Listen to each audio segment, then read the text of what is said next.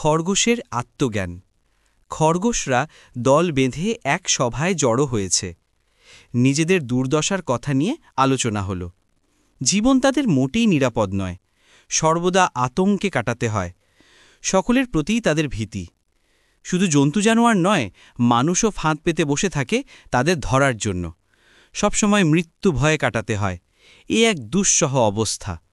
এমনভাবে বেঁচে থাকার চেয়ে সকলে মিলে প্রাণ বিসর্জন দেওয়া ঢের ভালো। ঠিক হলো, পুকুরের জলে তারা আত্মাহুতি দেবে। সকলে এসে হাজির হলো পুকুরের কিনারে। তখন পুকুরের ধারে বসে গল্প করছিল কতগুলি ব্যাঙ।